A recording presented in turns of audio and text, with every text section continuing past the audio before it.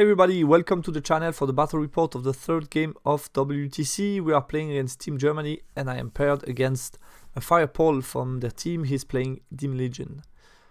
Here you have my list, you should know it already, and this was my opponent's list. So he's playing a full option, a Mice of Sugulag, then he has an Harbinger, Adept Witchcraft, 20 Sukubai, 15 Myrmidon, 10 Imps, 6 Claw Fiends, a big Threshing Engine, 4 Bloodflies, 5 Veil Serpent and 5 Furries. So basically a lot of threats in his list, like an MMU list with mid-size unit, a lot of them. Yeah, multiple threats, things that can charge really far away thanks to the Divining Snout. Thinking also about the Chariot, which is a key threat in the matchup against my army. We are playing Capture the Flags and we were randomly... we got randomly the Refuse Flank. Spell selection of both players. I took, basically I wanted the magical setups that allow me to fight in close combat. But I think here made a small mistake by picking Break the Spirit. Should have picked number 5, which is Totemic Summon instead, to have a better magic phase from range. So I should have, I think Swarm of Insect and of Heaven are good, and then picked, yeah, instead of Break the Spirit. That is not so effective against his list, to be honest. Should have picked Totemic Summon, and this leaves me still with 3 good combat buff with Hereditary, +1 Strength, Toughness, and Chilling, sorry, Smite the Unbeliever. I think those 3 are key and already required a lot of dice, so I think I didn't need Break the Spirit, to be honest. His spell selection, he took both Snipes, 2 combat buff, Wheel Turn, Hereditary, Twisted Effigy, Smite the Unbeliever. Matchup analysis, so not my favorite secondary objective. I think it reduces my chaff option, which is not so comfortable to play with my... I think it's basically it reduces my option to move forward and also to take points and to at some point to attack. It's a dangerous matchup for me due to the high charge range and the number of units that he has. I think he can get into good combination and be scary in close combat. If he gets into good position, he can attack wide. So basically I'm going to play on the strengths of my list and also the setup of the matchup. So basically we are playing Refuse Flank. If I can deploy Compact in my strong triangle, so to say, it could be hard for him to get the same amount of combat density or combat power in a small part of the map. So I'm going to play on that. If I can play first, I think reduce his early attacking options. And obviously the Chariot will be my prime range damage target. Due to the secondary, I put it down in our matrix as an 8 for the estimation of the matchup. Deployment, my opponent wandered all for side and gave me an impassable in the middle of my line.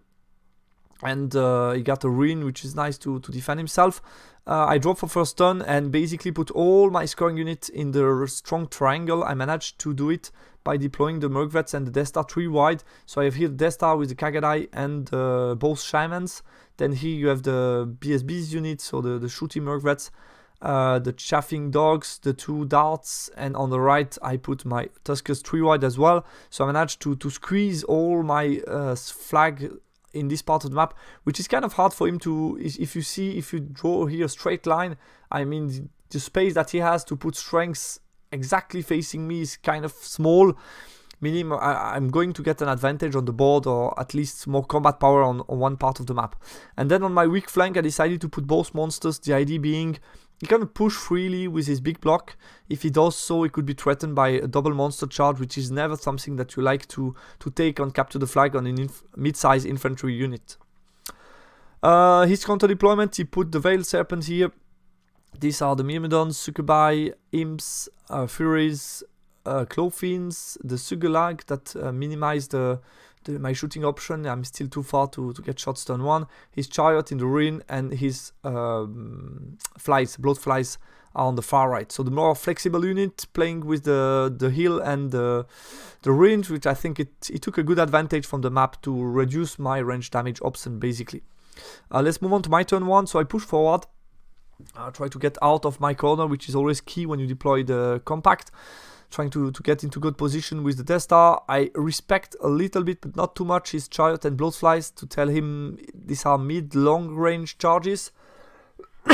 So basically, if he fails one of these, it could be scary for him. And other than that, I just move slightly my giant to come closer, but still more than 6 inch of my Frosty, just to tell him I have 2 monsters very compact, so if he push hard with Succubi, he could be threatened by that. That's the idea in Magic Phase. Did an End of Heaven on the Chariot, which did no wounds, and then got +1 resilience somewhere, and here I start to see that I really missed Totemic Summon, which could have been a threat to his backline, Chaff, Imps, and so on. So really missed to not have him pick Totemic Summon. He is so easy for him, he just dispels Swarm of Insects, and I get End of Heaven that does nothing, and that's it. So yeah, kind of annoying. His turn 1, he moves the bit to the side here, moves slightly forward, get into position with stuff here, retreat a little bit. So respect my corner here, which is kind of strong, and basically moves around, try to get into a good spell position. He failed Touch of the Reaper, gets I think 1 wound to the giant maybe with another spell, and get Twisted Effigy on my Death Star. He was too far from the Murkrats to get that. Let's move on to my turn 2. I continue to try to move forward, still the same aspect, so I give him long charge on both, or mid-size to the flies that I don't fear too much, but I cannot push as well too much because he could easily chaff me and get into position with multiple units and threaten me. So I have to respect also his combat power as well, but I'm trying to get some into better position basically. Yeah, reposition here. I don't know why I missed all the distance on, but I forgot to measure the distance between the giant and his Veiled Serpent, and he put Evil Eye on them. And basically that's not so long charge, it's like an 8 or something, so not so hard to take. And I could have just backed the giant a bit more. Would have been an issue, or move the giant to here, or just move a bit more back. And I think here, just stupid mistake, didn't measure the distance here. I've just felt, yeah, it's far enough, but that was just a stupid mistake that he can get the charge next round. And I'm in the forest, so I'm not stubborn. So if he charged me, I don't have any counter charge. I'm not stubborn, so I'm likely to break.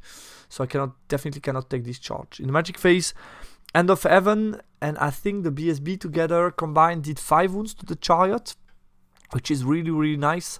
The spike potential of End of Heaven, sometimes 0, sometimes a couple of wounds. So here 5 wounds to the Chariot is definitely a good start.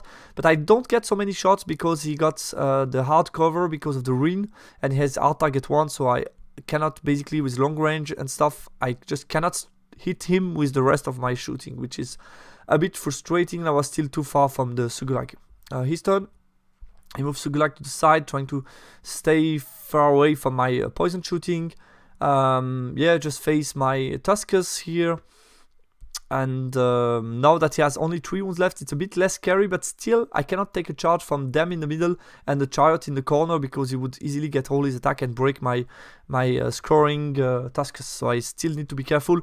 He took the charge with the Veiled Serpent. I roll a very low flea, as you can see. I roll I think like a 3, so very, very didn't go far. I hope to go a bit out of the forest to rally in a safer spot, but I don't get that chance, so I get a small flea. At least he doesn't catch me with a long charge. Other than that, yeah, he just positioned the Miser here. I'm in the front. He has some good counter charge, so he's not scared of the charge of the Frost Mammoth, which I think is right too. And that's it. The rest is just basically repositioning. In Magic Phase, he get Touch of the Reaper on some character, but gets the spell, but roll a miscast 4, so he lose the spell. I let that go. Does 1 wound to my Shaman Master, a first wound on him, and he also got Twisted Effigy, I think, again on them. My turn 3, continue to form battle line, so I rally the Giant and basically reposition the Frost Mammoth a bit more to the back, starting to form a solid battle line here.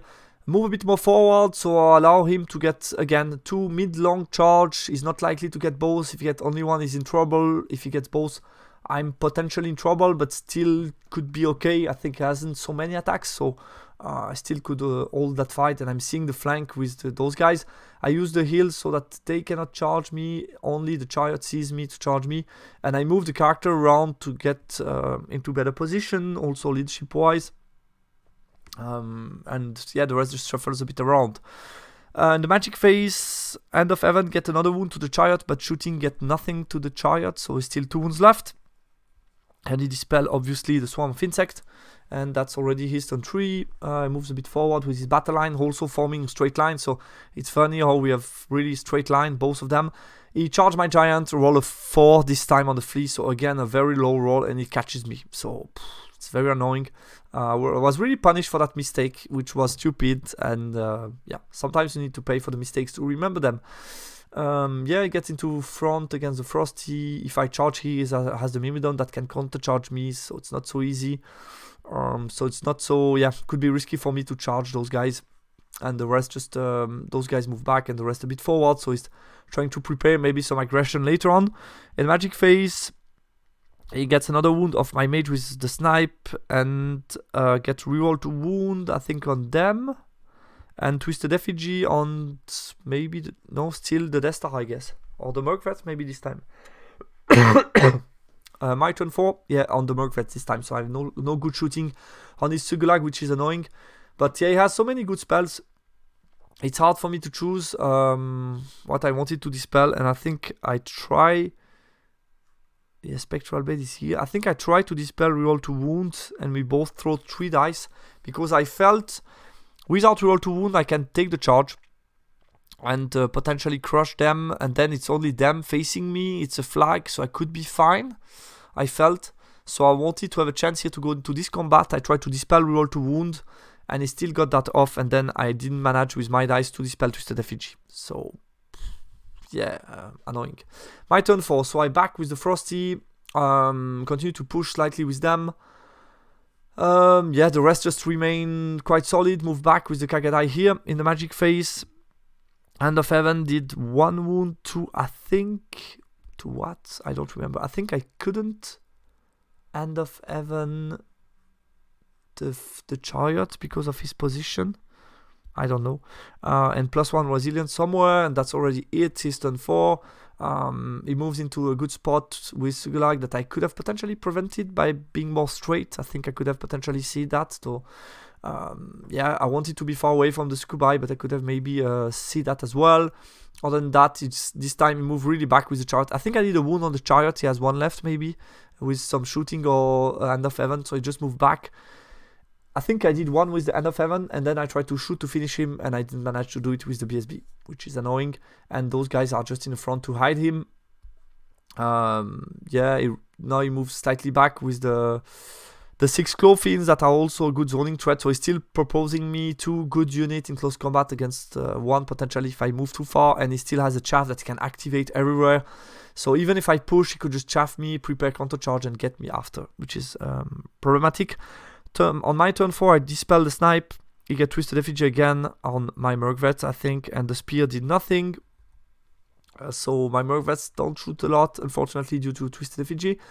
My turn 5, I move the mage all the way here. So as you can see, I already retreat him here last round, and now I'm moving it all the way back because I have only 2 wounds left. I don't want to die or give points away from a snipe spell. The rest I just remain in position far away from him. Yeah. In the Magic Phase, Swarm of Insects on the Chariot get Dispel. Hand of Heaven on Sugulag did nothing. And shooting, I cannot shoot. He's turn 5, he find a way to be aggressive finally. So he uses the Furies to chaff my 2 units. Pushes Sugulag here, pushes the Myrmidon and pushes them. So we will see how I react, and the rest just stay a bit away from me. In the Magic Phase, he did 1 wound to my Frost Mammoth with a snipe, and that was it. In my turn 6, that's where I time out with my coach, and we saw together what was the best solution. Basically, we took his chaff with the dogs, and after that, I put the Frost Mammoth chaffing the Sugulag. Everybody's in the front, so he cannot get all 3 units in contact. He can get Sugulag plus some Myrmidon or some of them, but not much. And I basically, by going with 2, it takes the risk that I take all my 10 attacks into the weaker units and maybe get some stomps, and he could even lose combat, so it could be risky for him. And the rest just far away from him. Here I think it's a charge like on a 10, so I move as far away as I could. And 3 wide, I should be steadfast as well. Magic Phase. So he Dispel Hereditary, Dispel +1 Resilience on the Death Star, and I fail Smite the Unbeliever. So very annoying. I took those 3 spells exactly for that. I don't know why. I was too far away from Break the Spirit, so as you can see, I didn't cast one time Break the Spirit, meaning it was really no use for this spell. But the 3 buffs that I wanted to have, I cast none of them against on my Death Star, which is annoying. So yeah, feeling a bit nervous looking to the combat. We will see what else happened. Shooting did nothing. I tried to shoot at Sugalag with all the poison shot, but I did nothing also with the Frosty.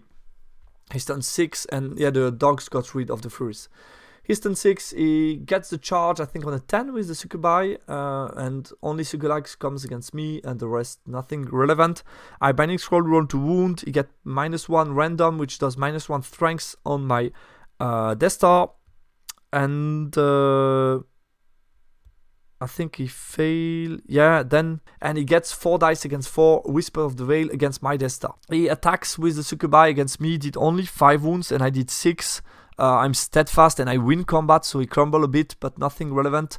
He had, I think, his Harbinger out of contact with the Great Khan. I should have positioned better to prevent that and at least kill the Harbinger, so I was a bit disappointed by that. And Suglag against the Frost Mammoth did a bit better than expected. He did 2 wounds, I did 0, so I lost by 2. By 3, I got a 6 rerollable that I passed. So that's the end of the game. I don't give point away for that, which was a bit riskier, but that was for me the safer solution, preventing him to get into my flag and into good combat. So that's it. I took the Furies, half of the Chariot, he took half the Tigers that fled from last round charge, and also the Giant, which makes it a perfect draw 10-10.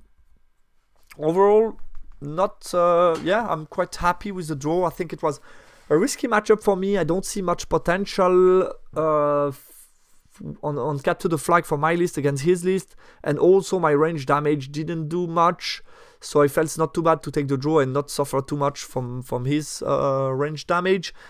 I lost stupidly the Giant, like I said, mistakes on the Giant that cost me the Giant. It's a bit annoying, but yeah, that's a learning for next time. Deployment, I think I played well with the map to take advantage from the big triangle and put a high concentration of combat power on a small part of the map, which made his aggression kind of hard. While zoned by Flies and Chariot, and then after by Clawfiends and Flies, both the Murkrats and the Tusker couldn't really push forward, especially since I didn't have the Frost Mammoth nearby. Turn 6 Demon, he tried a late push attempt that didn't pay off, and yeah, I really struggled to take point with magic, and also shooting multiple times Twisted Effigy was really annoying. Couldn't do much about that, so yeah, that was a bit annoying. Should definitely have taken Totemic Summon. That could have made his Dispel phase much harder. He has to choose between a new model on the table or 2 damage spell. Could have helped me to take down the Chariot and maybe more stuff, so that was, I think, the main mistake for me this game was at the spell selection. And yeah, that's all. We ended up winning slightly the round. As you can see, we get a couple of solid wins. 16-19. We got a 1 big loss in the Mirror KOE matchup. And some middle losses. And all of that together basically makes us winning the round 82-78, which is definitely not bad. So it was a close round like we expected, and yeah, I think it's not a bad result. Could have been better, but not a bad result at all. So after round 3, we basically are, I think, 3rd or 4th maybe. We won our 3 round of the day, which is positive. We didn't cap any of them, which is not exactly what we expected. We would have liked to get more points, but still 3 wins of round is definitely not bad, especially the one now against Germany. And next round we are playing on table 2 against Hot and Bash, which is the second French team. So we know that if we get a good win against them, we are going to play the final against TRC or Poland. So definitely where we want to be. In a position to play the final, and if we win the final, potentially win the tournament. So that's how we want to. It's not the perfect spot because we are a couple of points behind top teams, but still everything in our hands. I mean, we can still win it. So very exciting to play the game 4 and 5 and show you the battle report about those games. Guys, thanks a lot for watching the game, and talk to you soon on the channel. Bye bye.